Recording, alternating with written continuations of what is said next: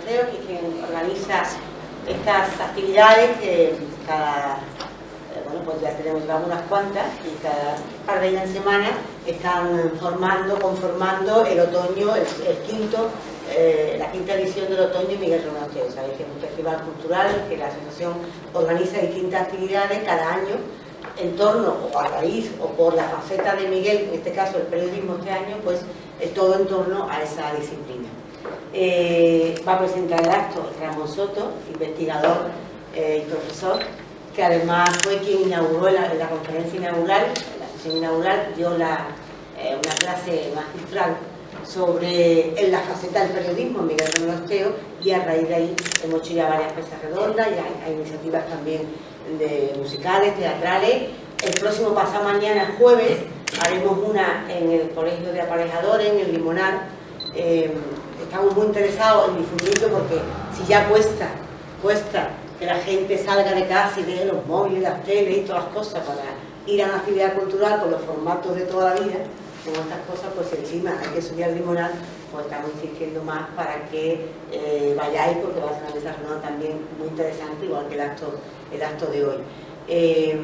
Será Ramón Ara, como digo, quien presentará a los invitados, Pablo Ganancia, Juan Antonio García Galindo. Como siempre, se hará un ratito estupendo y al final, pues, si queréis, hacemos una puesta en común, una pregunta. Gracias a todos y a todas por estar. Gracias. Muchas gracias. Bueno, pues, muchas gracias por sustraerse, echarse a la calle y sentarse en una terraza y venir aquí a escuchar a representantes de la prensa malagueña, tanto su faceta docente como periodista. Bueno, hay que agradecerles con todo el corazón la facilidad que han puesto para participar hoy en esta entrevista, tanto Pablo como Juan Antonio, y la presentación no va a robar más tiempo porque a quien me interesa es escucharlo a ellos, así que simplemente no necesitan presentación, pero en fin, Pablo, pues en menos de medio siglo de vida, pues no ha habido faceta cultural que no haya tocado, ¿no? Periodista de formación, escritor por vocación, es de 2004, redactor de Cultura en Málaga Hoy y columnista en medios diversos del Grupo Ionismo. En ese mismo año, 2004, obtiene el premio Málaga de Poesía Compadre y empieza una carrera literaria pues, que ha abarcado todos los géneros, con 8 títulos publicados hasta la fecha, ¿no? Piezas teatrales, editadas por el Toro Celeste, que es una asociación cultural muy grata a la Asociación Romero Orteo, precisamente, y quizás por destacar alguna, el Diario de Próspero, que recogía la selección de entradas de su blog y recibió el premio a la difusión del arte escénica en los premios del Teatro Andaluz, que entregaba la Fundación ESGA y la Asociación del Teatro Andaluz. También ha adaptado la obra de Calderón a Secreto Gallo y Secreta Venganza, que fue condecorada en el Festival de Teatro Clásico de Almagro en 2017, o Medea en Beirut, que fue el primer premio del Torneo Andaluz de Dramaturgia en 2021.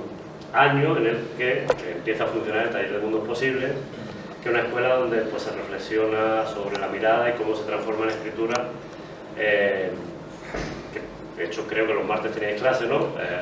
Quiero decir que te has desdoblado para estar aquí.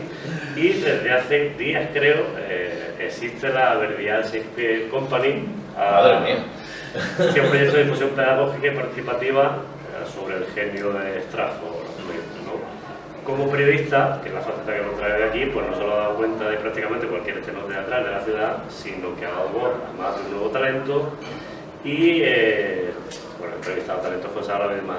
Además, como articulista, y esto sí quiero resaltarlo, es quizá de las pocas voces que todavía no han claudicado al euforia oficial que quiere ver en Málaga por un contenedor.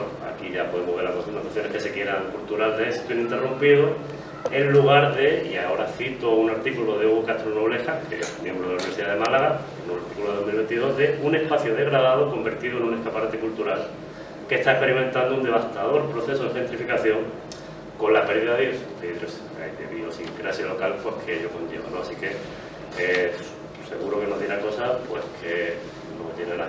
Y por su parte, Juan Antonio García Galindo es periodista y maestro de periodistas, por lo cual ejerce una doble función, ¿no? Se doctoró en Historia Contemporánea por la UMA en el año 91 con una tesis sobre prensa y sociedad en Málaga de 1875 a 1923, que es germen de 2 libros posteriores que abarcan la relación entre prensa y sociedad de finales del siglo XIX hasta 1930, se amplió el periodo de investigación. periodista, como ya digo, puesto que colabora en La Opinión de Málaga, donde últimamente pues, ha escrito bastante sobre la naturaleza de la democracia presente y la juventud de hoy, ¿no?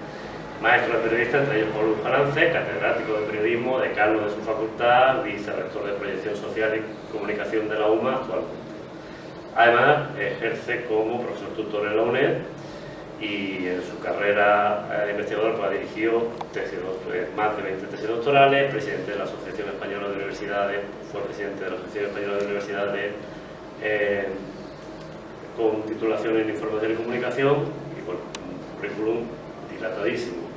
Interesado en la historia del oficio de periodista y en la recepción de la prensa por parte de la sociedad, así como en la comunicación internacional, el análisis de la actualidad, pues ha participado en más de 11 proyectos de investigación y ha recibido el Medalla de Honor de la Asociación de la Prensa Malagueña. Y me callo ya, si nos limitamos a sus últimas publicaciones, porque ya digo que su currículum es vastísimo, ha sido editor literario de Literary Journalism and Civil War, sobre el reportaje durante la Guerra Civil, y también ha editado Persona, Ciudadanía y Democracia sobre la obra de María Zambrano, ambos títulos de 2020. Es autor de Periodismo Intelectual en el tránsito de la sociedad de masa a la sociedad de la información, que nos toca mucho en lo que tratamos hoy, y entre sus múltiples artículos, pues el penúltimo que ha publicado nos toca, apela a la mesa de hoy, un texto publicado en la Revista Internacional de Historia de la Comunicación que se titula La historiografía del periodismo y la comunicación en España desde el último tercio del siglo XX, una aproximación. Con lo cual, bueno, pues lo que nos llama hoy aquí es, como dice la canción, quiénes somos, de dónde venimos y a dónde vamos, ¿no? Entonces, les dejo paso a ellos, que seguramente nos aclararán mucho de cuestión.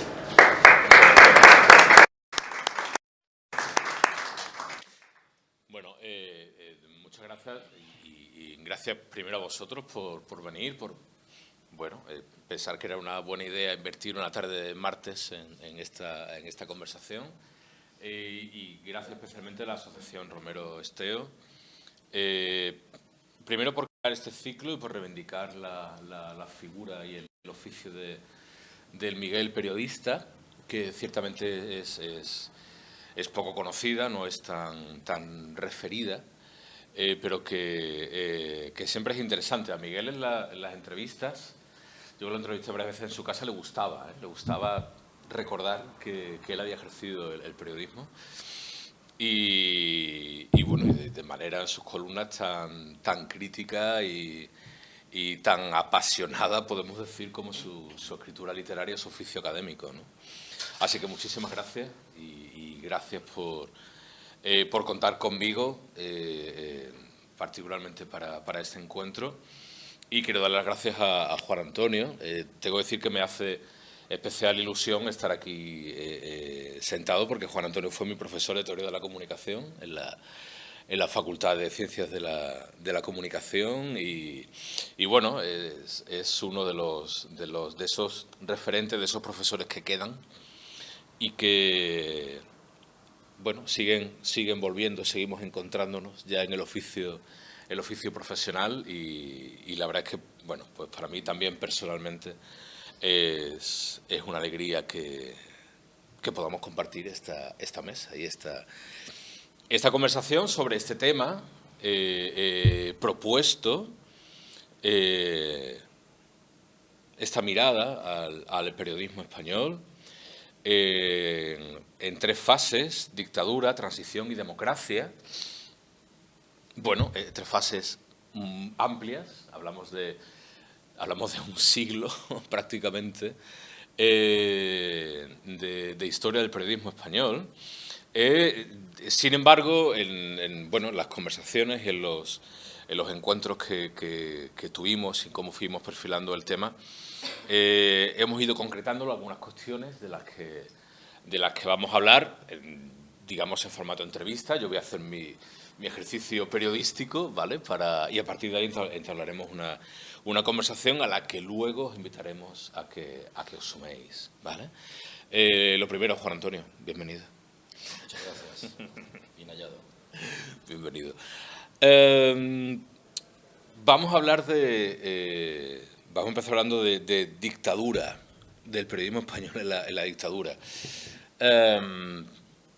Yo, si me permite, Quizá, por favor. como el formato es muy flexible y además no podemos empezar sin yo agradecer, lógicamente, también precisamente la invitación a la organización por el hecho de que me haya invitado a estar aquí, y agradecer a Ramón la presentación tan exhaustiva de mi persona, de mi modesta persona en todo caso, y agradecer a Pablo también que haya aceptado estar aquí conmigo en este acto que no sabemos cómo se va a desarrollar, pero que vamos a intentar llevarlo a buen puerto, ¿no?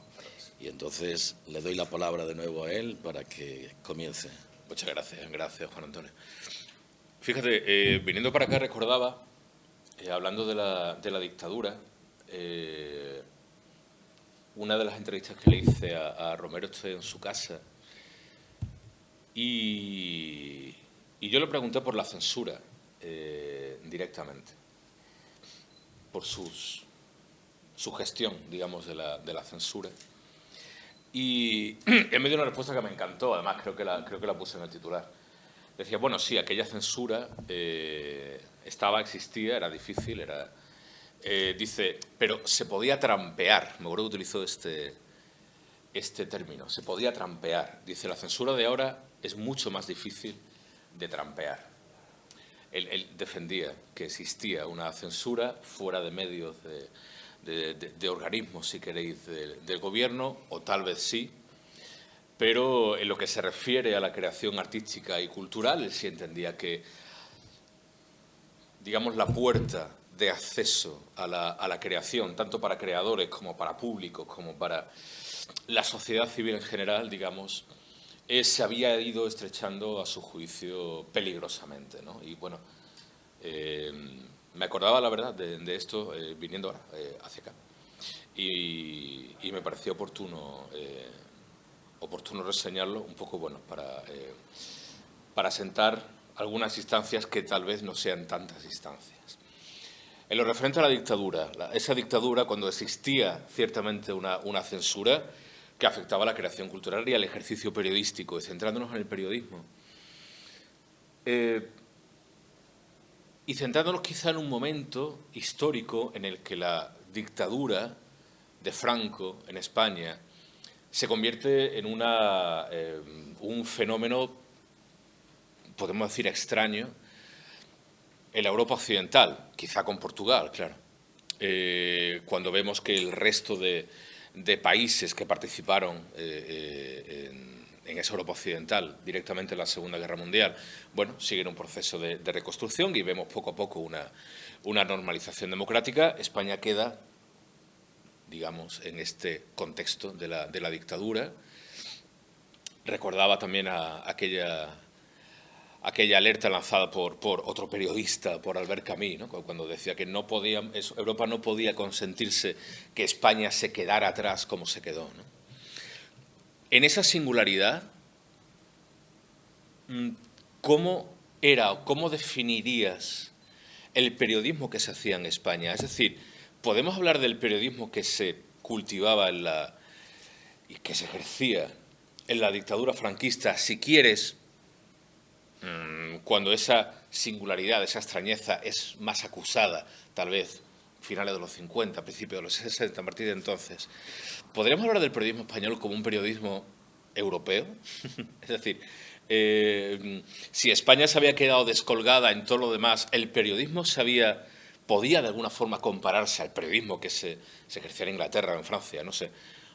¿O era otra cosa? ¿Era una isla? ¿Era algo que no tenía que ver con el ejercicio del periodismo? A lo mejor se parecía más, no sé, al periodismo que se enfrentaba a censuras realmente severas al otro lado del continente. No lo sé, ¿con qué podríamos comparar el ejercicio del periodismo en aquel? Normalmente los periodistas, cuando acostumbran a preguntar, condicionan bastante la respuesta. Sí, yo lo hago, sí. Tratan de condicionar la respuesta y a veces, digamos, quien tiene que responder no tiene por qué, tiene que dar un pequeño giro precisamente para entrar en el tema. Esa es la práctica. Estás ejerciendo tú de periodista aquí, yo no. Entonces, lo que quiero decir es que Para los historiadores tenemos una deformación, lógicamente, y esa deformación es ver cualquier proceso histórico de una manera diacrónica, es decir, empezando en un momento determinado en el tiempo y continuando en el tiempo. Por lo tanto, esa afirmación que aquí se está planteando de si el periodismo español durante la dictadura era un periodismo europeo o no, en realidad no tiene mucho sentido. El periodismo está vinculado siempre al contexto en el que se desarrolla. Y además no existe periodismo allí donde no hay un contexto democrático, ojo. Lo que hay es otra cosa. Hay pues difusión de ideas o hay medios que funcionan y que transmiten determinados contenidos, pero el periodismo en el sentido de defensa de la libertad y de los valores y principios que sustentan los regímenes democráticos evidentemente no existe. Por tanto, en la dictadura no existió de ninguna manera. Hasta a partir de los años 60 no podemos decir que hay un cierto aperturismo en el plano periodístico. Pero tenemos que retrotraernos un poco antes porque, evidentemente, en plena guerra civil, en el año 38, 1938, se promulga la Ley Serrano-Súñer. La Ley Serrano-Súñer sigue vigente hasta el año 1966. Es decir, todo ese tiempo estamos bajo un control férreo por parte del Estado, por parte del régimen, de toda la prensa. Se habían incautado tras la Guerra Civil todos los periódicos que eran de carácter republicano o eran de carácter crítico al régimen, sus instalaciones, sus talleres, etcétera, etcétera. Todo eso pasa a formar parte de la Delegación Nacional de Prensa y Propaganda y a constituir lo que luego será la prensa del movimiento, que va a existir hasta los años 80, por cierto. Luego, si repasamos la Ley Serrano-Súñer, la Ley Serrano-Súñer pues habla de censura previa, habla de depósito previo, habla de consignas, habla de nombramiento de los directores, en fin, por parte del Estado, por parte del régimen en particular. Por tanto, con esa casuística difícilmente podemos decir que el periodismo español anterior a los años 60, por poner una fecha, digamos, es homologable o paragonable a lo que ocurre en la Europa occidental, porque la Europa en ese momento es una Europa muy estrecha todavía, muy estrecha geográfica y políticamente, ¿no? Por tanto, no es un periodismo homologable. Eso no significa de ninguna manera que en el seno de muchas publicaciones estrictamente franquistas se vaya a ir desarrollando un cierto germen de crítica muy tímida hacia el sistema. Pero eso va a ser muy lento, muy lento. Y eso, sobre todo, lo va a propiciar la ley del 66. Entonces, hasta la ley del 66, grosso modo, hablando, es decir, pero ya digo, hay publicaciones que mencionaremos quizá a lo largo de esta tarde más veces, que son anteriores a la ley del 66, como es la revista Destino, nacida en el año 37, la Cuadernos para el Diálogo, Triunfo, todas son anteriores a la ley del 66, pero han nacido con anterioridad y en ellos sí que se va viendo un cierto germen de un cierto aperturismo, pero por los periodistas que se van incorporando a las filas de esos medios. Yo quiero decir que el gran cambio se produce a partir del año 66 para los politólogos. La clave está en la ley de prensa e imprenta de ese año, la ley de Fraga. Para los historiadores la visión es mucho más compleja porque evidentemente esa ley coincide con un aperturismo político, con un aperturismo social, cultural. En España hay un cambio generacional también, hay un montón de factores que contribuyen precisamente a que las cosas hayan cambiado a la altura de los años 60. Entonces, por responder un poco a esa primera cuestión que tú planteas, creo que eso es un proceso gradual. De ninguna manera el periodismo anterior a esos años se puede considerar que es un periodismo homologable a Europa y que evidentemente tenemos que esperar a lo que es en los años 60 y el tardofranquismo para que podamos encontrar una situación distinta, ¿no? ¿Y cuándo señalarías el momento en que,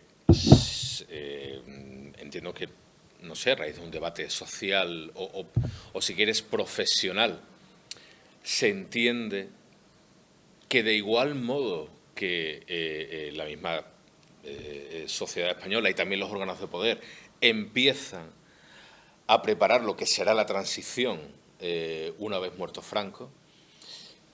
¿Hasta qué punto hace el periodismo y sus deberes? Es decir, hablas, claro, de un cierto aperturismo a partir de los años 60, pero el paisaje que se plantea es decir, bueno, vamos a vernos en la tesitura de hacer un periodismo más real, un periodismo que esté a la altura de una sociedad democrática.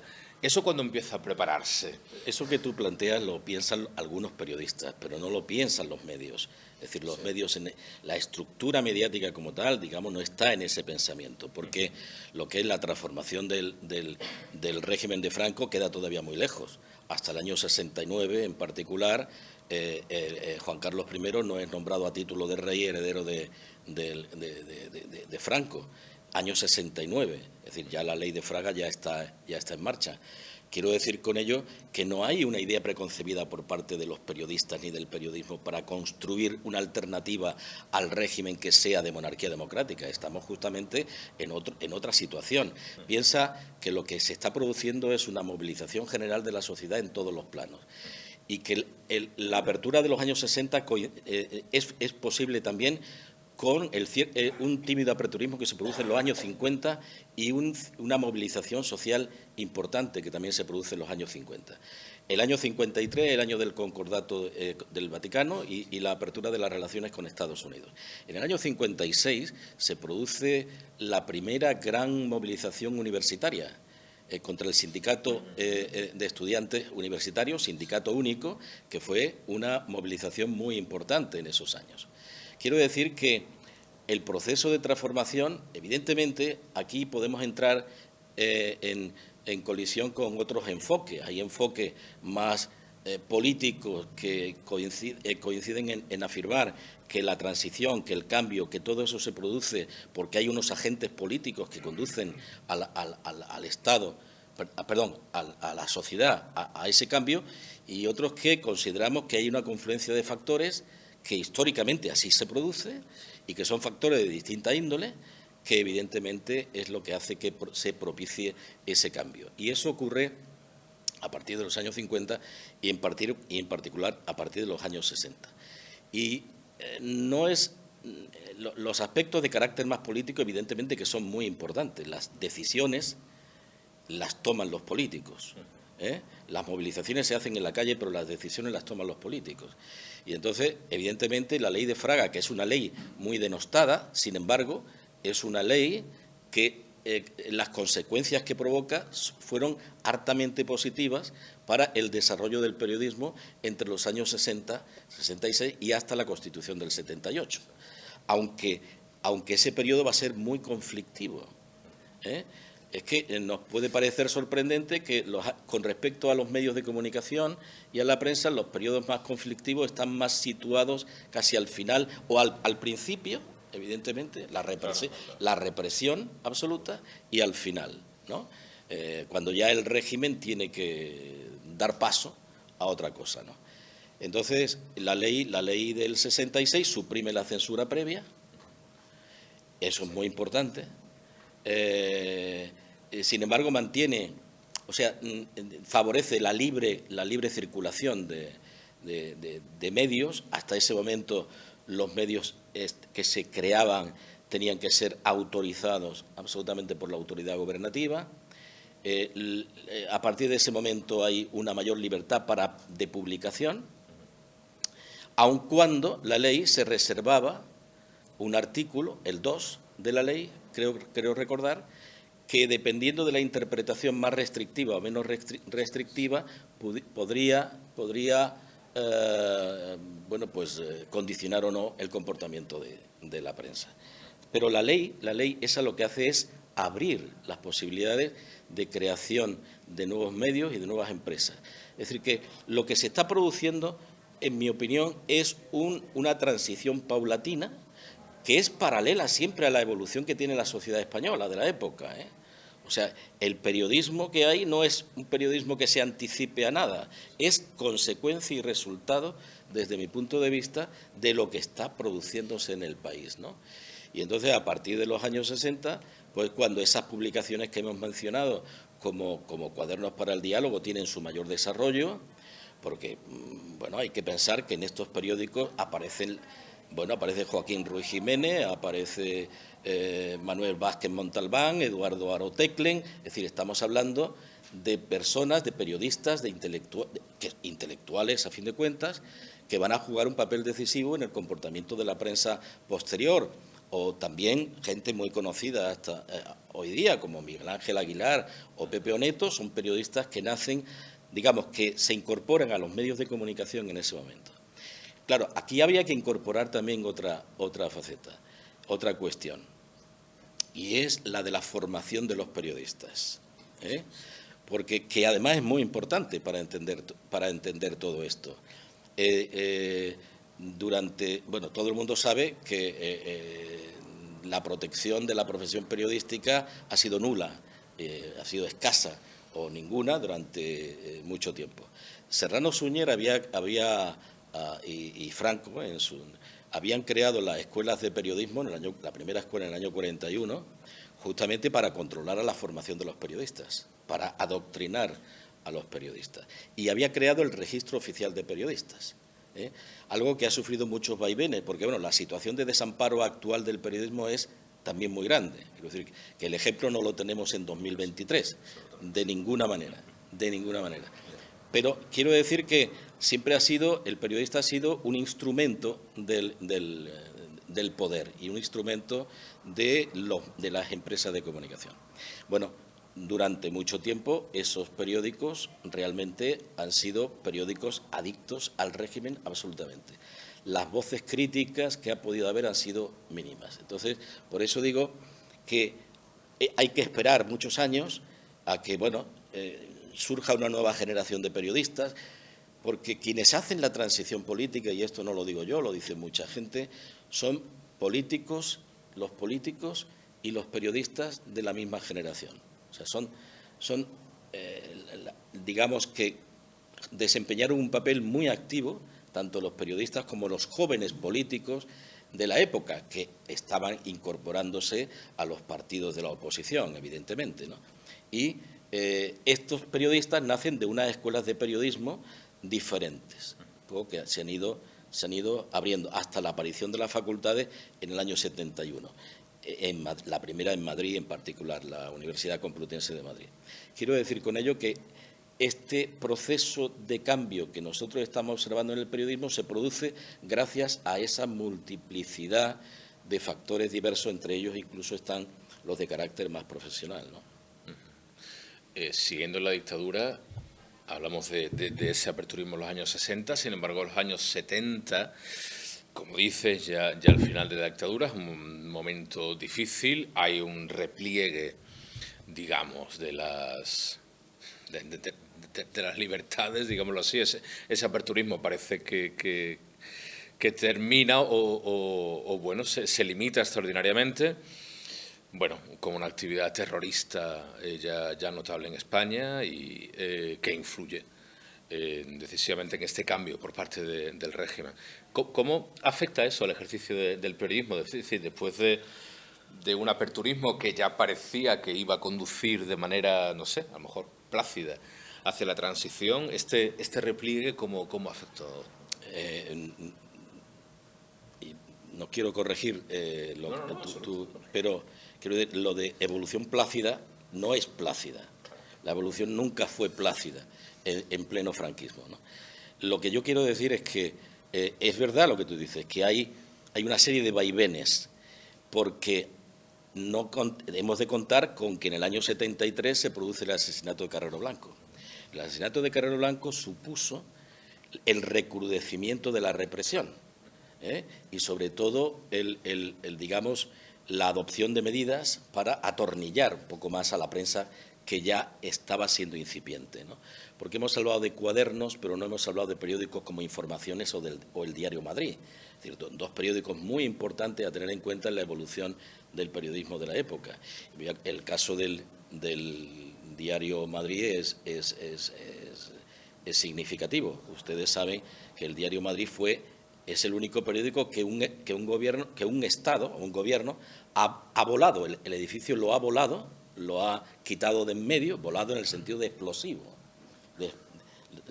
En el año 73 se produce la voladura del edificio del Diario Madrid, y esto es consecuencia de que en el año 68 su director, Rafael Calvo Serer, miembro del Opus, por cierto, pues se ha hecho con el control del periódico en los años inmediatamente anteriores, ejerce una acción, digamos, bastante crítica contra el régimen franquista de los años 66, 67, 68, y en el año 68 se suprime el periódico, el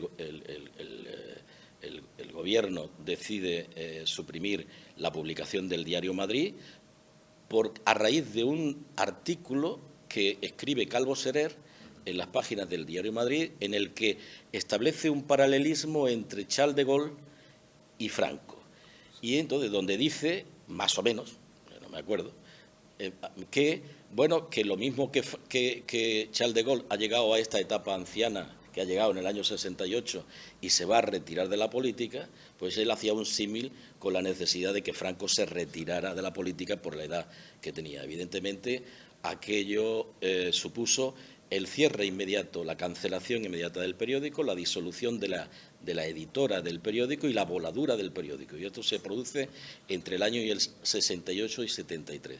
Y, es más, tanto es así que hoy día el Diario de Madrid, que todavía se editan por parte de los amigos de la Asociación de Amigos del Periódico Madrid, cada año hace una edición de premios en homenaje a ese periódico, porque en él, con independencia de la titularidad del periódico, ya empezaban a escribir periodistas que van a hacer la transición, ¿eh? Y estoy hablando de nuevo de Miguel Ángel Aguilar o de Pepe Oneto, ¿no?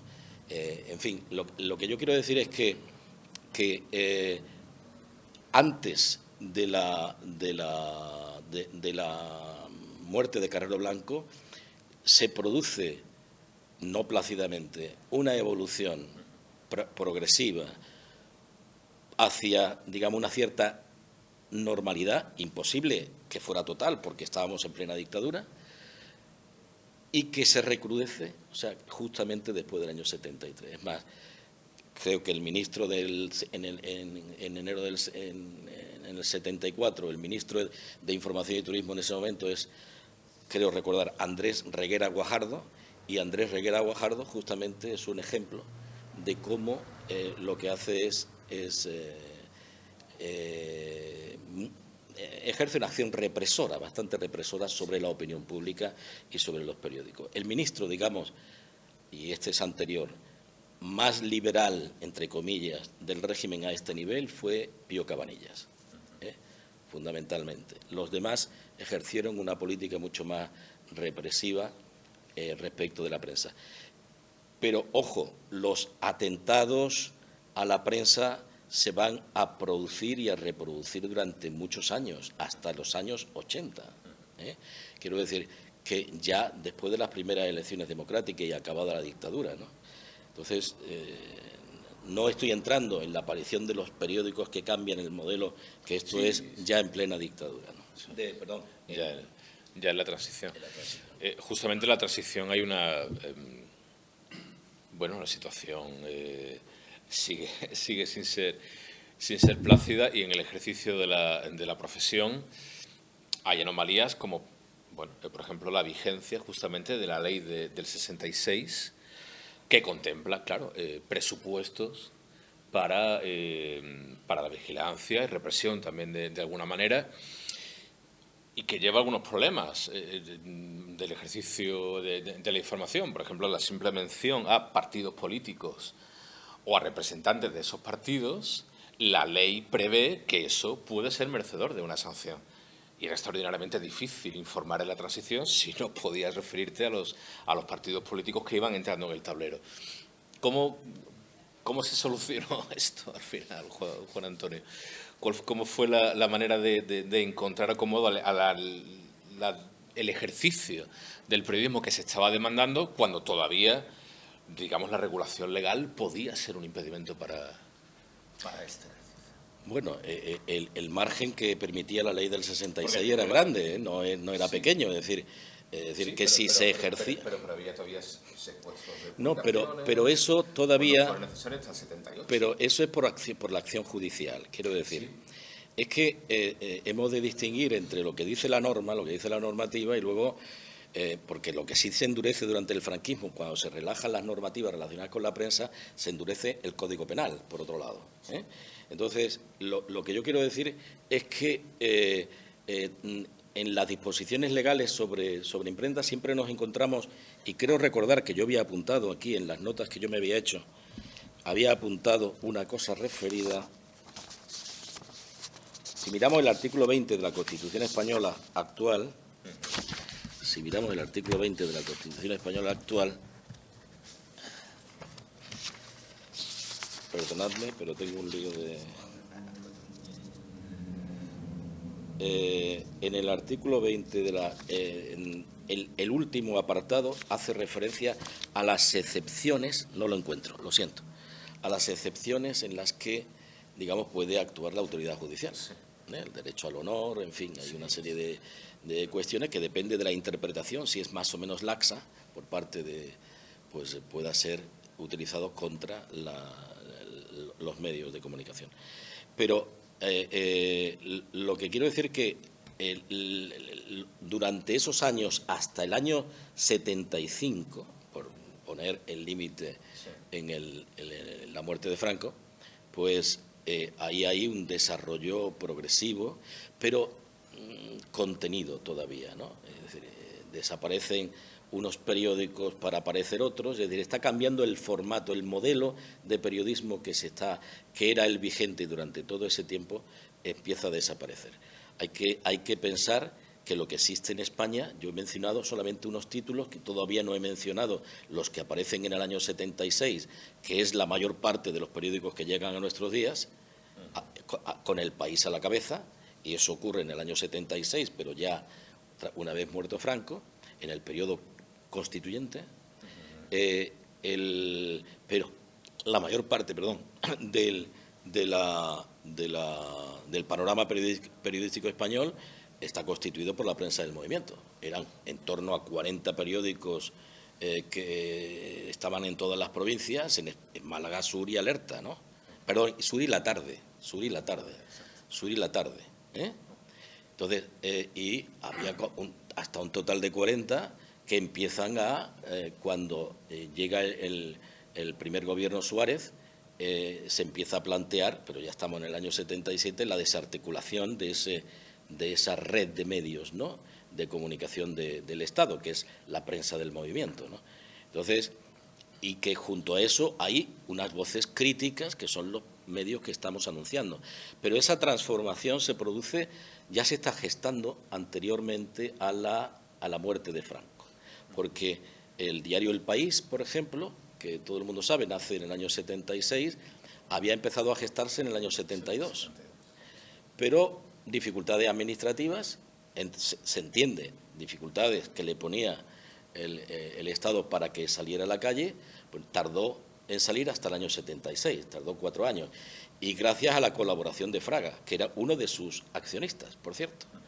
Porque el accionariado del País, el accionariado del primer periódico El País, está constituido por gente muy heterogénea, de sectores empresariales, intelectuales y tal, de diferente ideología y de diferente extracción política, que es lo que garantiza luego precisamente la continuidad de ese medio, porque viene a reflejar el nuevo modelo de periodismo que se pretende implantar en este país. como consecuencia de la aparición del país, como consecuencia y simultáneamente aparece Diario 16 también. No hemos mencionado que en el año 71, nace Cambio 16, otra revista fundamental en el panorama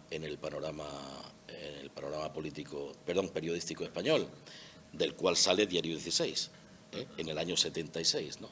Y como ese muchos otros, porque en el mismo año, ya que estamos hablando del 76, el 76 es el año de la transformación periodística del país, porque nace el país, nace Diario 16, nace Avui, nace Egin, nace Interview, en fin, hay una serie de periódicos que nacen el mismo año y que nacen, lógicamente, a la luz de los nuevos aires que se respiran, preconstituyentes todavía, ¿no?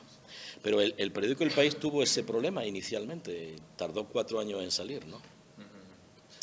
Pero no sé dónde me había quedado, no sé dónde me había quedado yo. Perfecto. No, sí, escuchándote, es cierto que todas esas cabeceras y bueno, el ambiente, digamos, o lo que históricamente conocemos de ese año 76 suele reconocerse como un impulso en la modernización de la profesión del periodismo. Pero quería preguntarte si este proceso vino aparejado en todos los órdenes y los ámbitos, por ejemplo, en la formación que hablabas antes.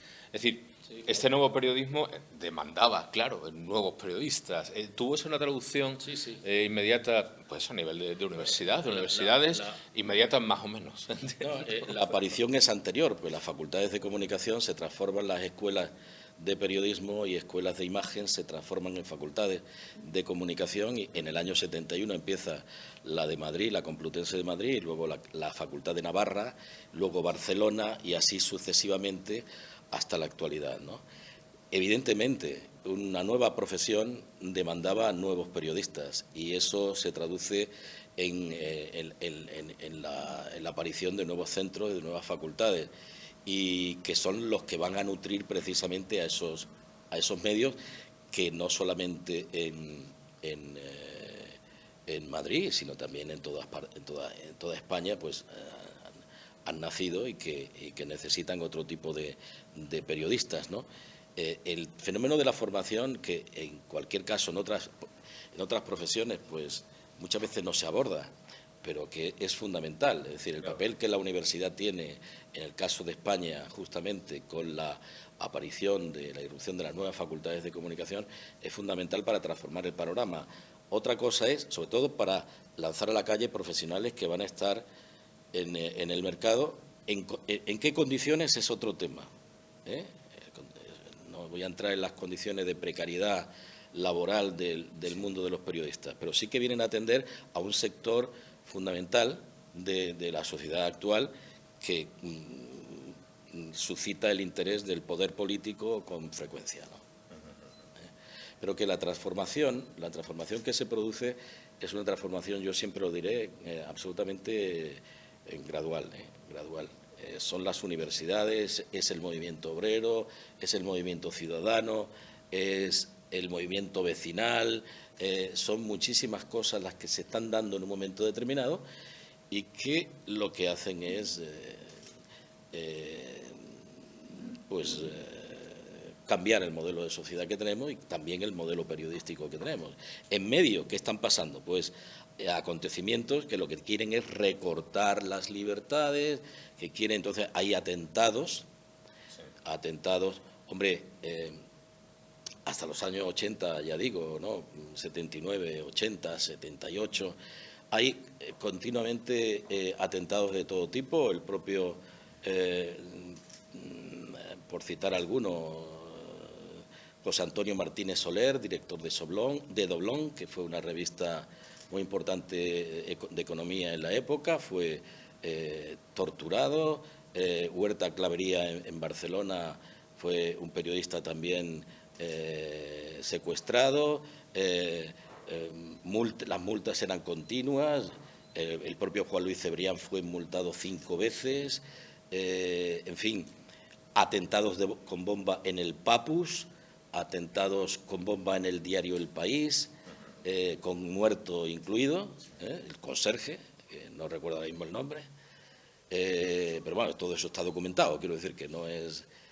en fin, son muchos los acontecimientos que jalonan en ese momento la transición política, que lo que hacen es intentar, esas fuerzas que provocan estos atentados, lo que pretenden es que evidentemente los periódicos se callen, pero los periódicos no se van a callar, porque sí es verdad, y esto no tiene nada que ver con el periodismo actual, el periodismo que se produce en los años 70, 80, nada tiene que ver con el periodismo actual, es un periodismo que nace en el seno de la dictadura y que tiene un objetivo que es la democracia y que no ceja en su empeño de hacer lo posible por construir esa nueva sociedad democrática y en el que gente de ideologías muy diferentes pues coinciden en las plantillas de los periódicos y escriben exactamente igual, algo que esto no ocurre exactamente hoy día, que el problema actual es diferente, ¿no? Entonces quiero decir que en ese momento incluso las huelgas por parte de, cuando los sindicatos planteaban huelgas, muchas veces se hacían a la japonesa. Es decir, las huelgas de los periodistas se hacían escribiendo y sacando a la calle continuamente nuevas ediciones, ¿no? Es decir, no solamente una, si había que sacar dos, se sacaban dos. Es decir, que la lógica era muy diferente con la que podemos analizar el fenómeno del periodismo hoy día, ¿no? Entonces, eso yo creo que es muy reseñable, ¿no? Desde luego. ¿Crees que ese empeño, esa dirección a la democracia, a una democracia plena, si nos situamos justamente en los primeros años de la democracia, bueno, pudo verse mermado, lastrado, erosionado por las acciones terroristas que, claro, conducían muchas veces a los profesionales a una situación de miedo, de vivir bajo amenazas y, bueno, de hacer su profesión, desempeñarla en condiciones durísimas. Eso fue como un jarro de agua fría. Yo estoy convencido que en la práctica, el terrorismo de la extrema derecha y el terrorismo de ETA, que eran los que coincidieron en el tiempo, unos dirigidos hacia la prensa de izquierda y otros, algunos, los menos, dirigidos a la prensa derecha. Por ejemplo, hay que recordar que el diario Arriba de Madrid también sufrió algunos atentados. Quiero decir que eso no mermó de ninguna manera el objetivo del que estábamos hablando. ¿Qué duda cabe que a título particular el periodista en concreto que tenía que trabajar en aquellas condiciones pues lo hiciera, lógicamente temeroso de la situación por la que estaba atravesando, ¿no? Y evidentemente es posible que en algún momento pues los periódicos midieran muy bien mucho sus palabras y lo que sacaban a la calle. Pero viéndolo con perspectiva histórica, evidentemente no. Es decir, el proceso de transformación se produce. Se produce con la colaboración de esa nueva prensa que surge a partir del año 76, sobre todo, porque los anteriores han ido desapareciendo y la cadena de prensa del movimiento desarticulándose y vendiéndose, además, al mejor postor, ¿no? Es el caso del diario de Sur, sale a subasta en el año 84.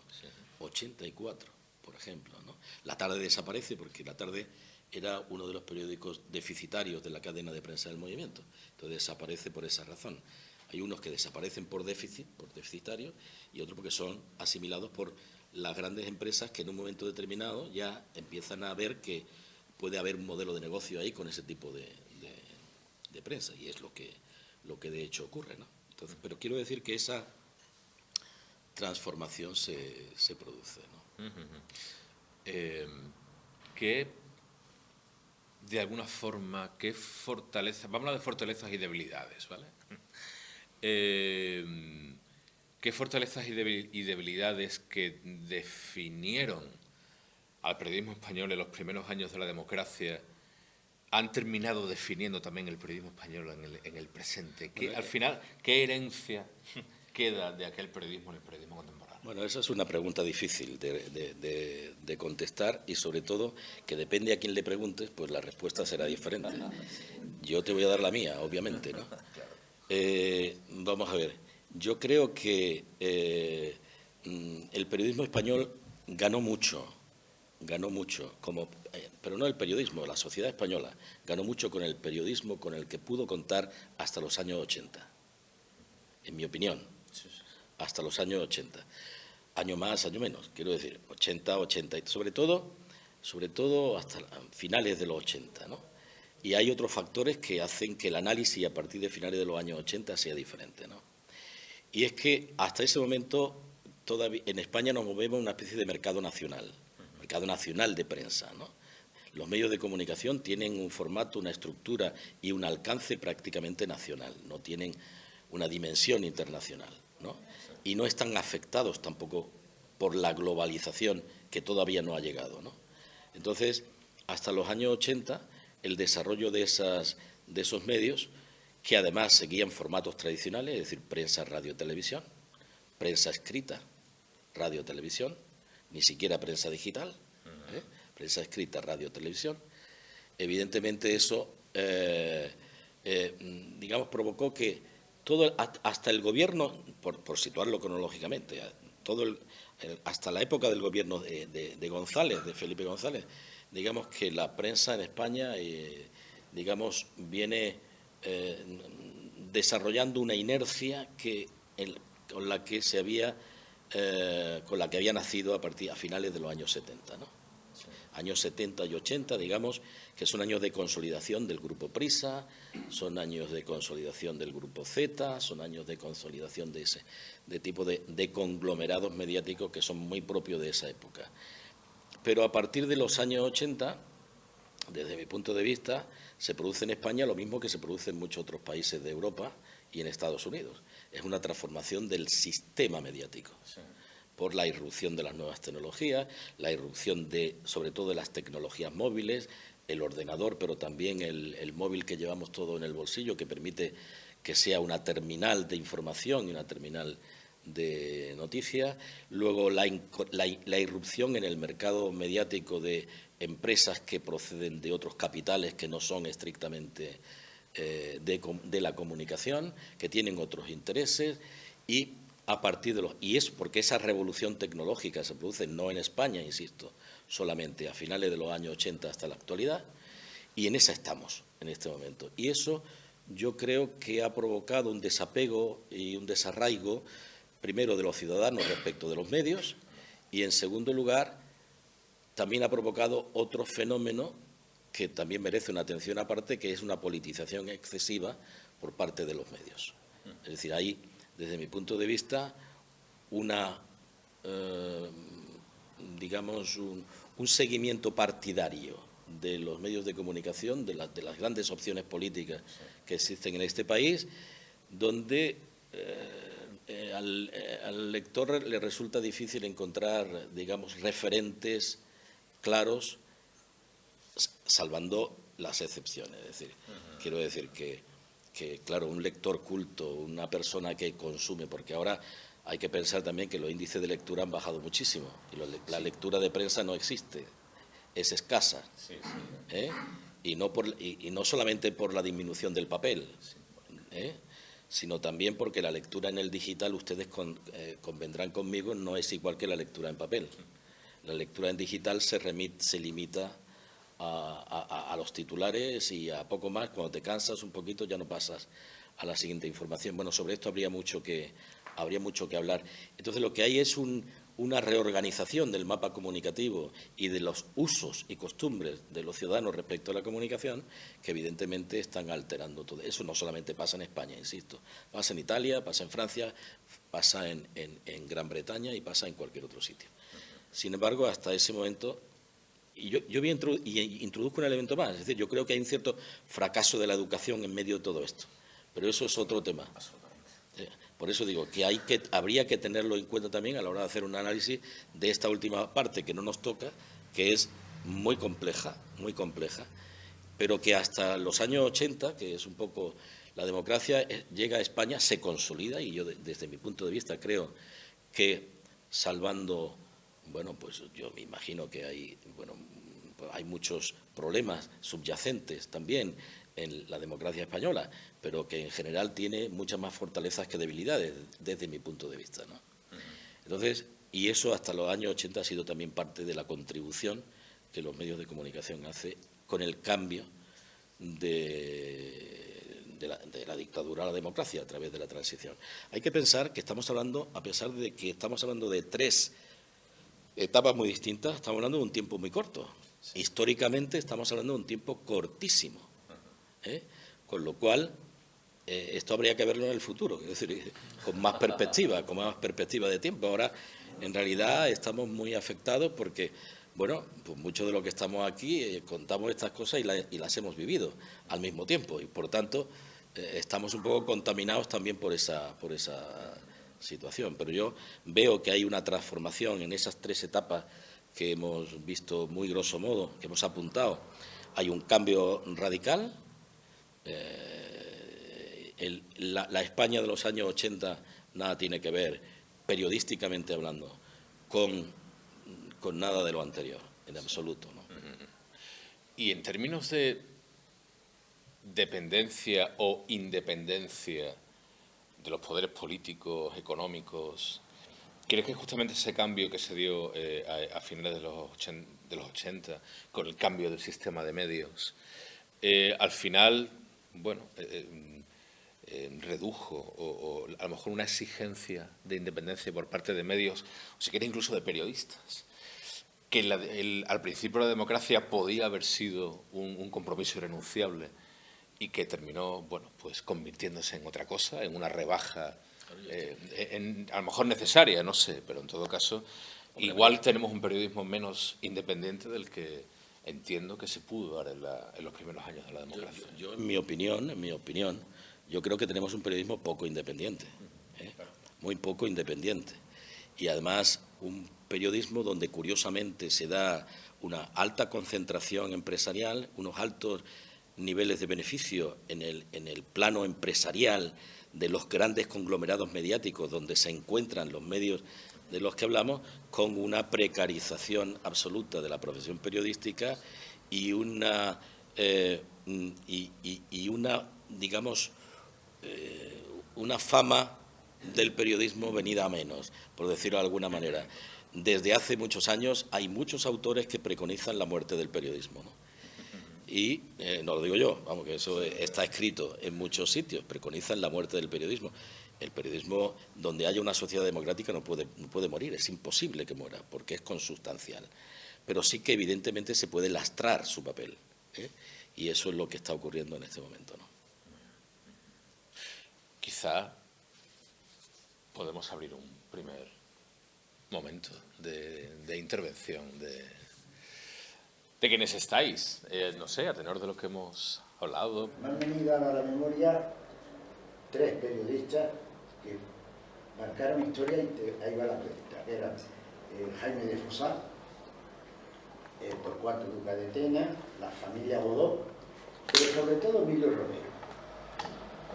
Emilio Romero, yo creo que ha sido, si estoy equivocado me corrige, el director de orquesta en la sombra para crear un tipo de periodista que me da la impresión de que todavía existe.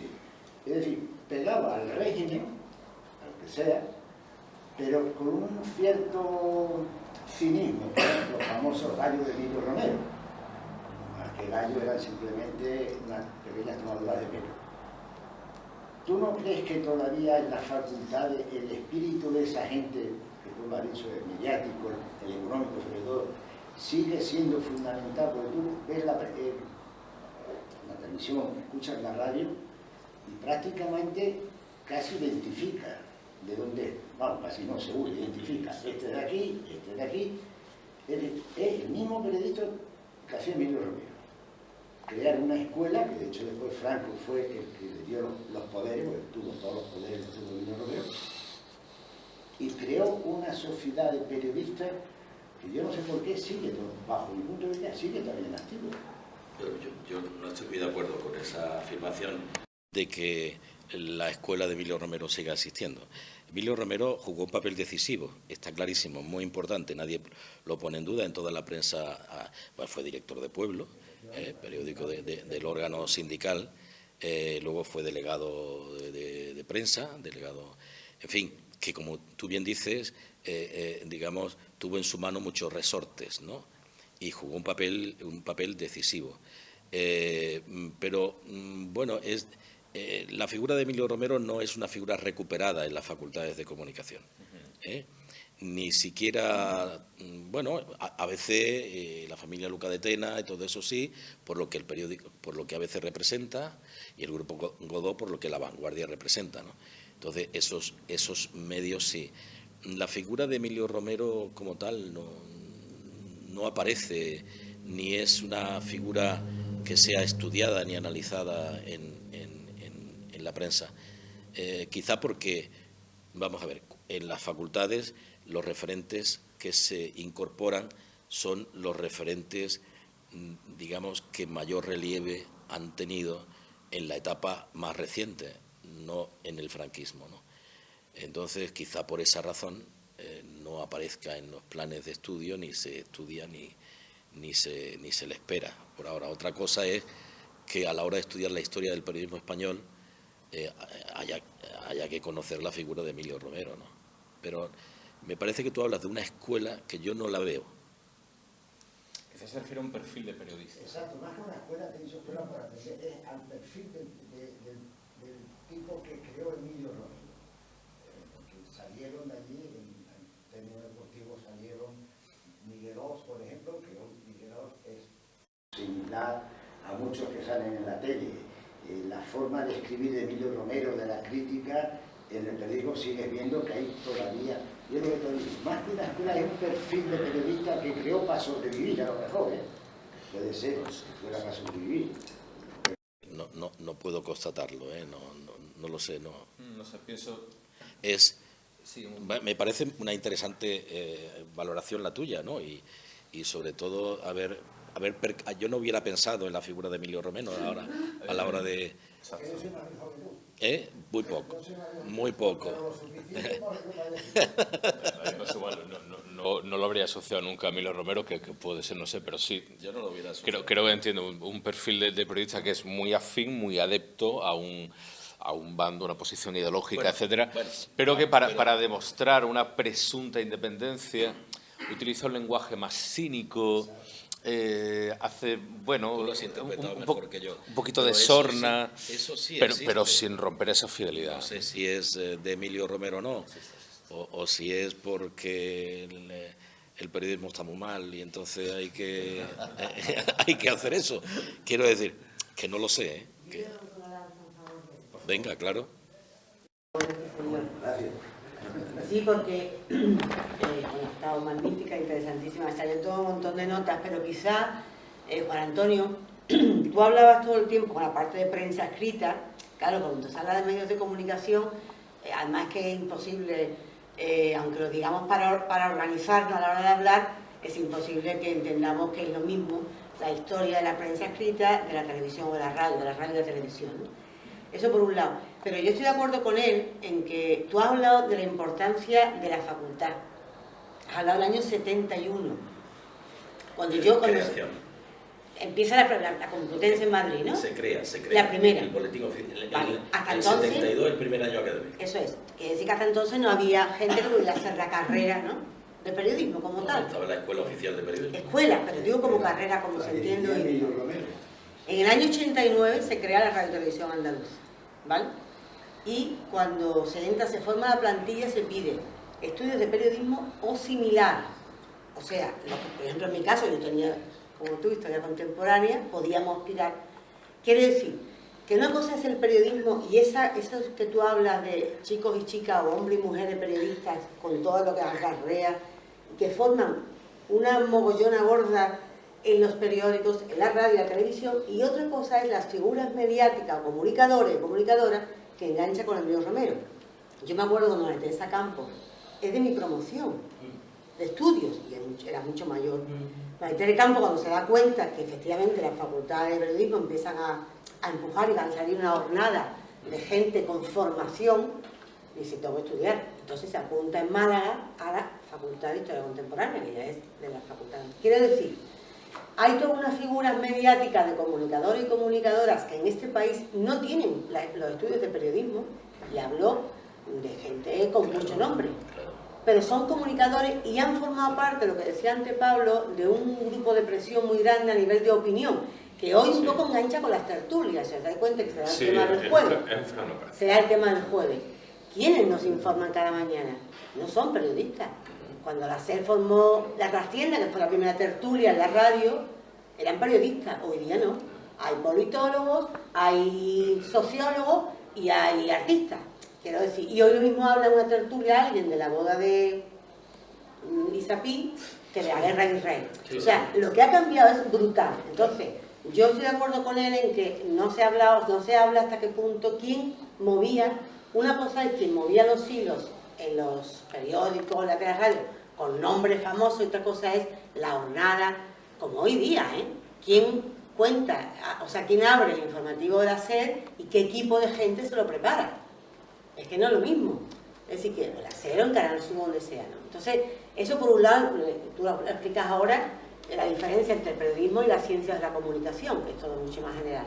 Y Rompero también quería sugerir, por si alguien está interesado, el otro día me compré un libro de Isabel Oyarzábal, que no la conocía por dentro, una mujer periodista. Me ha sorprendido muchísimo y sobre todo me ha sorprendido el nivel del periodismo de la República, que no es lo mismo que el franquismo.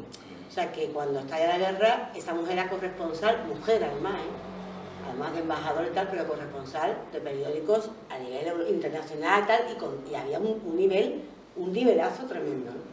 Y entonces es después la guerra el franquismo la que corta esa historia. Bueno, yo quiero por lo último que dices. Claro, nosotros teníamos que acotar aquí porque era una propuesta, una charla, y teníamos que acotar, lo habíamos pensado en final de la dictadura y comienzo de la democracia. Y nos quedamos ahí, Claro, para entender todo esto, yo lo decía al principio, o vemos las cosas en el tiempo largo o no la entendemos, ¿no? Y claro, la Segunda República es una edad de oro para el periodismo. Para la literatura, para muchísimas cosas, ¿no? Pero en el ámbito del periodismo también, porque... ¿Qué? Para el feminismo, en fin, ahí están las bases, muchas bases que luego, hasta que no llega la transición política, no se recuperan. Y muchos de los referentes periodísticos que desaparecen con la Segunda República, porque en el caso de los medios son incautados por el movimiento, hay que recuperarlos luego. Se recuperan después de la transición o con la transición, ¿no? En fin, que hay los referentes importantísimos del periodismo liberal y republicano más interesante que hemos tenido en España, está ahí, y que ahora habría que, todavía yo creo que esos referentes, lo que pasa es que los estudios sobre la historia evidentemente están un poco en desuso, ¿no? Es decir, hay pocos estudios sobre historia, hay más sobre literatura histórica, ¿no? Más que otra cosa, ¿no? Desde mi punto de vista, Entonces, creo que eso habría que recuperarlo, ¿no? Y en cuanto a lo otro, evidentemente las facultades forman, en el caso de España, tiene una formación muy específica y muy diferente también a la de otros sitios. No es igual en España que en Francia y que en otros países, ¿no? Pero nosotros formamos periodistas y formamos comunicadores audiovisuales y publicitarios. Desde hace un tiempo para acá, las asociaciones de la prensa han establecido una homologación a la hora de la afiliación entre la comunicación audiovisual, los que hacen comunicación audiovisual, y el periodismo, ¿no? Y entonces se puede acceder al periodismo para eso. Pero otra cosa es lo que tú me estás planteando. Es decir, claro que a los medios, sobre todo en los últimos años, siempre ha habido porque desde siempre, cuando aparece el primer registro de periodistas, siempre hubo una tercera vía. Es decir, que podía acceder al periodismo cualquier titulado, cualquier persona que tuviera determinados conocimientos. Y eso sigue existiendo, a pesar de que ni sindicatos ni asociaciones de la prensa lo defienden, ¿eh? Entonces ese problema lo siguen teniendo las facultades de comunicación. Entonces, ¿qué ocurre? Que los medios de comunicación se nutren muchas veces con personal ajeno. Yo no estoy hablando de una persona que tiene un perfil determinado y que desde el principio se ha dedicado a eso. Pues esa persona es periodista, ¿no? Pero estamos hablando de personas que, como tú bien dices, son polivalentes y que lo mismo están hablando de la hija de la Pantoja que de la guerra de Ucrania, ¿no? Y eso no es posible. Es que simplemente no es posible. O sea, la devaluación de los contenidos es enorme en los medios actuales, ¿no? Entonces, bueno, eso ocurre porque la situación es la que es. Y lo que tú decías, volviendo al caso de Emilio Romero y lo del perfil, ahora lo entiendo mejor, lo del perfil, yo creo que eso es un perfil que él no inventó y que ha continuado después de él. Y que continuará. Siempre decimos que el periodismo, o sea, que los periodistas en la prensa, en la radio, son los que están en la trinchera. Es decir, son los redactores, son los que hacen las noticias, son los que van a cubrir los acontecimientos y luego, claro, encima de esto está, pues eso, el gran escaparate, digamos, de la comunicación, donde verdad que cada vez ves menos periodistas como referentes y más gente llegada a otros sitios. Sí, claro que no. Es decir, muchas veces los periódicos, para un poco encontrar un gancho a nivel de poco, incluso buscan escritores, pero no olvidemos una cosa. Empresarios, No olvidemos políticos que hacen de articulistas muchas veces. No olvidemos que un medio es un soporte. Sí. Y que el periodismo se puede hacer en cualquier soporte. Por eso puede ser digital, puede ser lo que sea. Y que en ese soporte cabe mucha gente. Pero lo que es la información debe ser, y esta es una opinión personal, tutelada exclusivamente por profesionales del periodismo y no por otros. Lo que es la tutela de la información. Otra cosa son el resto de los contenidos. Un artículo de opinión, pues cualquiera puede hacer un artículo de opinión. Pero porque tú solo entiendes la objetividad, la imparcialidad del periodista. Es que yo sigo creyendo en eso. Bueno, vamos a ver. Es que eso es una polémica. El que trabaje para un medio no es menoscabo de que el periodista deba de cumplir su función de la manera más objetiva. Tendríamos que analizar cada caso para ver de qué manera lo que es la línea editorial de un medio está condicionando el trabajo del periodista. Y ojo, que existe la cláusula de conciencia. Bueno, no, sí, ahora resulta que si queremos defender determinados derechos, hay que luchar contra eso. La cláusula de conciencia existe, por tanto, hay que utilizarla. Pero claro, el problema ¿cuál es? Que ante la precariedad laboral, los periodistas hacen lo que tengan que hacer. Ya está. Esa es la realidad. Yo sé que eso es lo que ocurre, pero yo en una facultad de comunicación no tengo que decir ustedes hagan lo que les diga la empresa.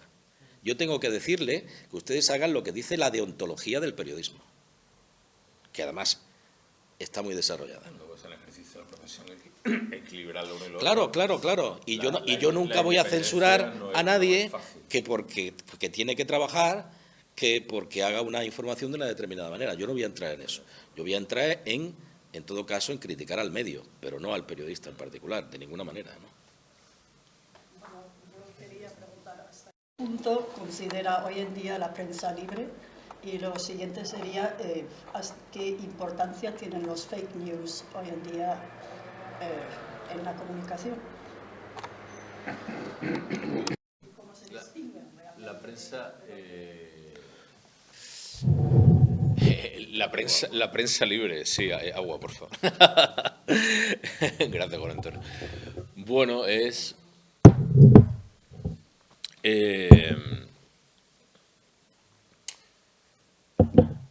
El ejercicio del periodismo está sometido a muchas presiones. Hay muchas presiones. Presiones de muy distinta índole, y muchas veces las presiones vienen de elementos que no son necesariamente muy poderosos o muy visibles o muy llamativos. A veces esas presiones llegan por por cuestiones o por injerencias más pequeñas, pero que por lo que sea puedan resultar, digamos, o se pueden considerar a sí mismas como dignas de ser tenidas en cuenta, ¿no? Esas presiones son difíciles, condicionan y llevan muchas veces al profesional, yo hablo desde mi desempeño profesional, a tener que tomar decisiones. Es importante en ese sentido sentirte respaldado por la empresa primero y por el equipo que forma parte de la redacción y que dirige la redacción. Y es importante sentirte respaldado y saber que si tú tomas una decisión, ese equipo va a dar la cara por ti. Bueno, y ahí lo dejo. Pero también es cierto que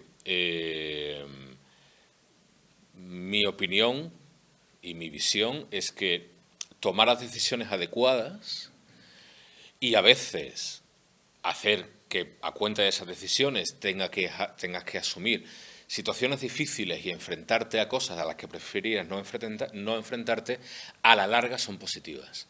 Es decir, sí que te genera, digamos, un espacio, a lo mejor no muy amplio, pero sí un espacio donde tú puedes controlar lo que tú haces, cómo llegas a los lectores, cómo tú trabajas la información, sin demasiadas injerencias. No sé si me explico. Quiero decir que la libertad como tal en la prensa no existe. Otra cosa es la manera en que tú pelees tu independencia. Y que, insisto, tomar decisiones valientes suele traer decisiones positivas. Hablo desde mi experiencia, ¿vale?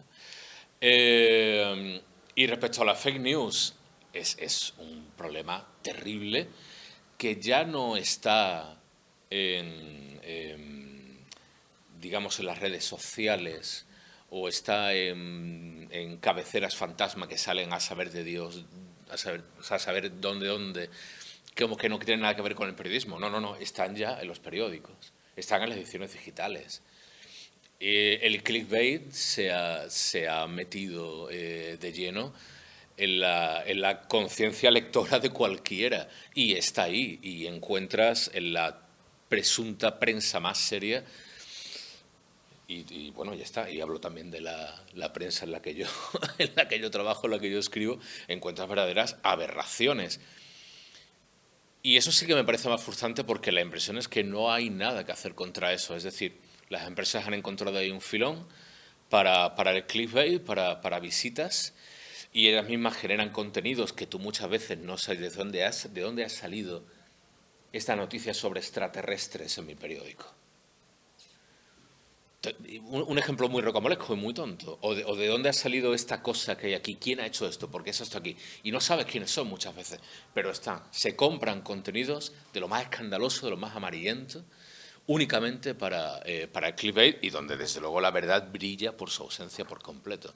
Es terrible. Para mí es un problema serio, y lo peor es que yo no lo veo solución al tema de los bulos de las fake news. Bueno, esa pregunta, estoy de acuerdo casi en todo prácticamente que ha dicho Pablo. Esa es una pregunta, las dos preguntas en la misma pregunta, que nos tienen que hacer interpelar sobre si lo que queremos es, porque la respuesta puede ser muy fácil, puede ser no hay prensa libre y lo de las fake news ha venido para quedarse. Ya está, nos vamos y punto. Esa puede ser la respuesta, ¿no? Pero, claro, yo como no tengo intereses empresariales, mi opinión es radicalmente distinta. Yo no tengo intereses mediáticos. La prensa libre en una estructura de mercado, en una situación de mercado de los medios de comunicación, que es por lo que subsisten, pues está condicionado evidentemente a las reglas del mercado, a las reglas de la oferta y de la demanda, ¿no? Y eso siempre ha sido así desde que el capitalismo informativo existe, que es posterior al capitalismo, desde finales del 19 para acá. El medio de comunicación es una estructura de negocio, pero durante mucho tiempo los medios de comunicación habían entendido que, aunque sea una estructura de negocio, su función era muy clara, es la de informar, formar y entretener. Entonces, yo quiero volver a las raíces, a esas raíces del periodismo, porque eso es posible. Entonces, porque si no, apague y vámonos, quiero decir, significa que el escepticismo nos conduce a que no haya solución. Yo creo que no, creo que los medios de comunicación tienen que darse cuenta que sus beneficios tienen que estar limitados justamente por la ética. Y que la ética, sí, aunque te rías. Compasivamente, quiero decir que... Claro, No, pero si es que yo no es que crea, no, yo no soy un creyente. No, estoy diciendo, Vamos a ver, lo que es lamentable es que la opinión pública haya sucumbido absolutamente ante eso y que los poderes políticos también hayan sucumbido ante eso. Es decir, por eso decía al principio, si decimos no hay prensa libre y que las fake news han llegado para quedarse, apaga y vámonos.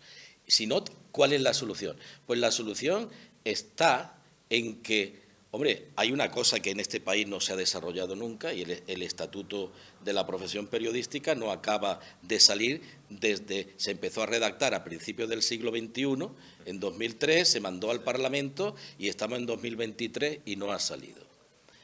Quiero decir que a los poderes públicos les cuesta mucho meterle el diente a las grandes empresas de comunicación. Les cuesta mucho. Pero la ética, y sin embargo hablamos de ética todos los días, porque yo no soy el que está hablando de ética. Encienden la televisión y todo el mundo habla de ética. La ética se demuestra justamente ahí también. Y la función de los periódicos es la de informar, no es la de divulgar fake news. Porque si no, la profesión periodística, ¿para qué? ¿Para qué estamos formando periodistas? Para nada. Y Pablo ha dicho una cosa antes que me parece muy interesante de seguir. Si tú haces un ejercicio de libertad o de independencia, has dicho, te puede salir muy bien. Y de hecho por eso se está manteniendo. Pero no creo que la solución venga a nivel global, de que los medios de pronto un día se levanten y digan, vamos a ser independientes, vamos a respetar... Bueno, pero que los poderes públicos también intervengan en determinadas cosas, yo creo que sí, desde mi punto de vista, en la organización de la profesión periodística y del papel que deben cumplir los medios de comunicación. Sin que esto se entienda como ningún tipo de censura, sino simplemente la reorganización de un determinado espacio. Claro que sí, si un editor, el que sea, considera que antes que obtener beneficios de una determinada operación, lo que tiene que hacer es informar claramente de lo que pasa en el mundo, pues ya empezamos a ganar. Si los periodistas también se plantan en un momento determinado, que no se van a plantar, evidentemente, pues también sería la solución. Pero que a mí,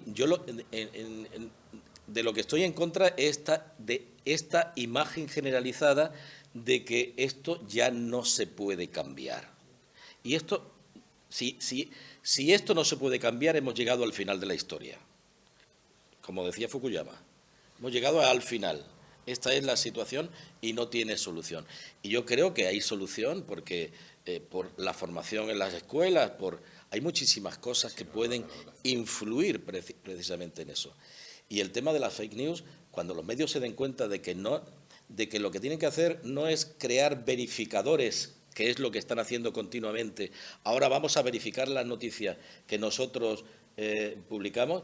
Eso no ha sido necesario nunca. ¿Por qué? Porque el periodista sabía desde el principio que tenía que contrastar la información y que todo lo que tenía que hacer era publicar aquello que fuera veraz. Y ahora resulta que no. Nos hemos acostumbrado a que se publique cualquier cosa para crear agencias o empresas verificadoras. Pues creo que eso va en contra justamente del periodismo y pensemos que hay muchas agencias verificadoras que justamente han sido creadas por periodistas. Sí. Por periodistas, paradójicamente, ¿no? Es una rama más del negocio. Sí, es una rama más del negocio. Yo contamino esto con mentiras, pero creo una empresa para decirnos qué es lo que... Y esa no es la función del periodismo, esa no es. Claro que yo, no es que sea un iluso, quiero decir que yo como docente y como profesor a los periodistas le tengo que decir lo que debe ser. pero no porque lo diga yo, porque lo dicen los autores que ya han escrito muchísimo sobre el tema y nos cuentan cómo tiene que ser la información, ¿no? Y cuando hay problemas hay que buscarle solución.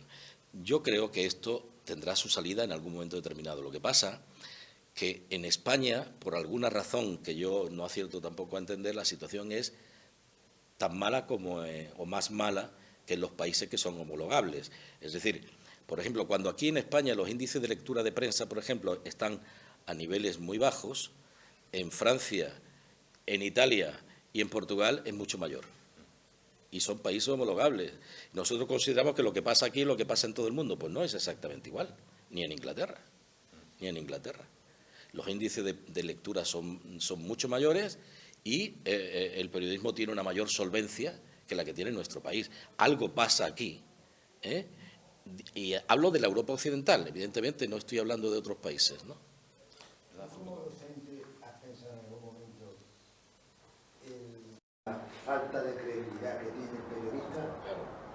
Cuando tú le estás dando clase, no sé cómo explicarte, tú sabes que luego cuando sale a la calle, el 90% de la gente, esto pasa como los mancebos de farmacia, le pregunta antes al mancebo que al farmacéutico. La gente, a los periodistas, no, ¿verdad? Sí. Estoy en la calle y yo oigo a la gente, viene a la casa, es mentira. Mira, lee ahora este. Y lee el contrario y te dice lo contrario. Entonces, periodistas que tienen nombre, porque nombre tienen, te voy a dar cuatro que vienen al caso, pero la gente no lo cree. Los bandos no lo creen y los otros bandos no lo creen. Entonces, y luego has dicho tú la cláusula esta de... Hombre, yo me acuerdo, por ejemplo, que el artículo que escribió Pedro Rodríguez, cuando se murió, ¿cómo se llama el escritor este del pelo canoso? No me acuerdo. Umbral. Lo puso a París. Menos bonito, le dijo de todo. A la semana murió Franco y escribió lo mismo de Paco Umbral y los coños de hermanos gemelos, porque era todo lo contrario. Menos de 72 horas pasó. Y yo muchas veces que pienso que el periodista ha perdido. Sí, y cree más en el colaborador de televisión. El periodismo en general ha perdido credibilidad, mucha, claro. Pero la gana el colaborador, como decía ella. Bueno, en general no, yo creo que lo ha perdido el periodismo en general, el colaborador. El colaborador es mierda, ahora no quiero hablar, coño, no más del programa ya lo han suspendido, que estaba ella. Pero se ve que ya luego hablaba y hablaba. Pero perdido porque la gente no sabe distinguir lo que decía Juan Antonio entre el medio y el periodista. Claro, evidentemente. El medio Rodríguez y incluso Vamos a dar paso a la que creo que va a ser la última cuestión. Vale, perfecto. Yo saco la conclusión aquí que en comparación con otros momentos históricos, el periodismo está de capa caída, ¿vale? Pero ¿qué parte de responsabilidad en que ese periodismo esté de capa caída tiene la ciudadanía? Porque es que parece que en las profesiones siempre tienen la responsabilidad o la culpa los profesionales, ¿no? Pero la ciudadanía tiene que tener algún tipo de responsabilidad. Por ejemplo, yo me acuerdo, y hablo de mi parte de culpa, yo me acuerdo en mi época más joven que yo consumía periódicos todos los días, ¿no? El País, Triunfo, Cuadernos para el Diálogo, todo esto lo consumía y lo pagaba. Ahora a mí me cuesta mucho más suscribirme a una prensa, ¿no? Que para mí puede ser interesante, pero me leo solo lo que me permite leer si no tengo que pagar, ¿no? Entonces yo pienso que esa misma actitud mía es la actitud que está llevando a la ciudadanía a no quererse, digamos, responsabilizar de la libertad del periodismo. Y el periodismo está constituido por periodistas que tienen que comer, ¿no?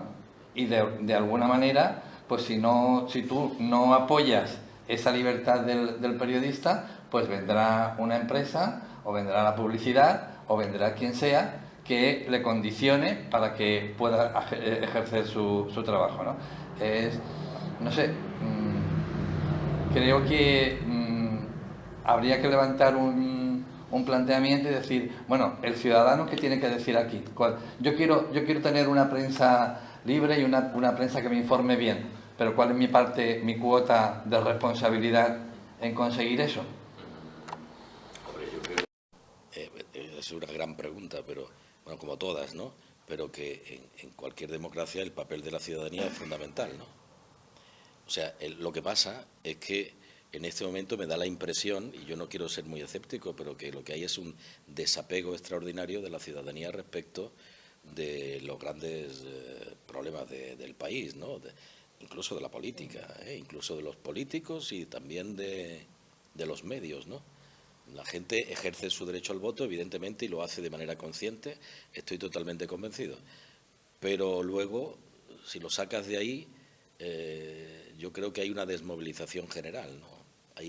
Yo creo que nos han ganado la batalla cultural desde cierto punto de vista. La batalla cultural, quiero decir, la capacidad de involucrarnos como sociedad, como agentes, en la solución de los problemas.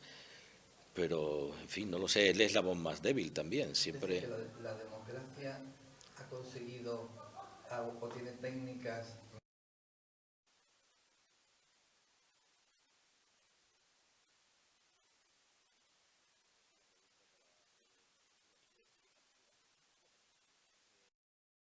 Bueno, pero hombre, no es parangonable, quiero decir, no tiene nada que ver. La democracia tiene unos cimientos que están ahí y que se pueden poner en marcha, ¿no?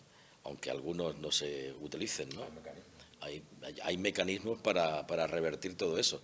En el franquismo no existía.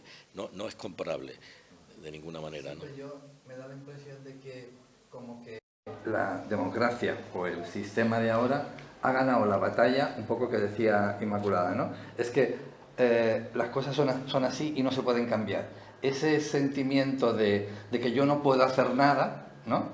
Y encima además con el individualismo del momento, pues claro, está consolidando un sistema que lo que está creando en la ciudadanía es una impotencia, ¿no? Y él mismo se cree, la ciudadanía misma se cree que no puede hacer nada, que aunque se reúnan un colectivo, no puede hacer nada, ¿no? Esa es el triunfo mayor de un sistema para que hacer lo que quiera, ¿no? Pues sí, yo te compro ese argumento, quiero decir. Sí. Porque es muy lógico lo que estás diciendo, que se puede producir, vamos.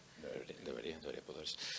Yo creo que si unes lo que comentaba Juan Antonio de un exceso de politización en cuanto a contenido político en los medios y especialmente en la prensa, a eso le unes una desafección hacia la política que se ha mostrado socialmente, que ha devenido la aparición de nuevas formaciones políticas, etcétera. Bueno, de alguna forma estás tú mismo poniendo los ingredientes para que esa misma desafección también tenga que ver con la prensa, ¿no? Yo quiero tener esperanza. Y a lo mejor... Sí, yo también. O sea, claro, sería maravilloso que contáramos con... lo que comentabas, hace poco vi los índices de lectura en Portugal y son, sin ser excesivamente bollantes, pero son muy superiores a los de España, ¿no? Y uno dice, bueno, ¿por qué los portugueses compran más periódicos que los españoles? No lo sé, pero sí, y esto es un debate que tenemos periodistas, pero que no termina de calar en las redacciones, en la toma de decisiones. Lo que tú ves, por ejemplo, en la prensa británica es que si quieren contarte una nueva medida X, una nueva ley, lo que te van a hacer es contarte la historia de una familia real y te van a contar cómo esa nueva ley X les afecta en su día a día. En vez de que te salga el político con la corbata y te diga vamos a hacer tal ley y va a influir en esto. Te lo cuentan de otra manera. A lo mejor un periodismo justamente menos focalizado en el debate político y otra gran quimera más atento a la calle, a esa ciudadanía, que dentro de la ciudadanía sí hay posiciones individualistas, pero también hay todo lo contrario, ¿no? O sea, hay muchísimo contraste, mucha paradójica. A lo mejor un periodismo más atento a eso, más sensible, puede hacer que efectivamente el ciudadano se gasta su dinero en su Eso periódico, también ¿no? que el producto que le ofrecemos igual no es el que la ciudadanía quiere. ¿Qué es esto? Es que es al final. Que eso también hay que tenerlo presente, ¿no? Entonces, y eso requiere de un estudio, ¿no? Para... Sí, pero también está el código deontológico que no cualquier producto vale. Claro. ¿No? Es decir, si la ciudadanía quiere, quiere el látigo, pues mire usted, que a lo mejor yo no estoy dispuesto a dar el látigo. Jerga periodística, la frase te lo compran o no, la conocemos nosotros, los periodistas. claro. Tú no haces un reportaje y lo publicas. Sí, Tú haces un reportaje y tu jefe o tu jefa te lo compra exacto. y lo publica o no. Entonces, claro, nosotros no somos responsables. chocamos contra esa forma de proceder. Ya, Juan, pero funcionan todos los medios igual. Sí, que sí. En España sí. En España. En España sí. Entonces, nosotros o te lo compran mutilado, fusiladito, arreglado, cosas ahí. Bueno, yo creo que podemos ir terminando, clausurando, dando de nuevo las gracias. Gracias, Juan Antonio. Gracias a todos por venir. Gracias a la Asociación Romero Esteo. Os invito a que sigáis pendientes de su programación de actos que quedan todavía en esta edición y en las futuras ediciones del Otoño Romero Esteo. Y lo dicho, muchas gracias.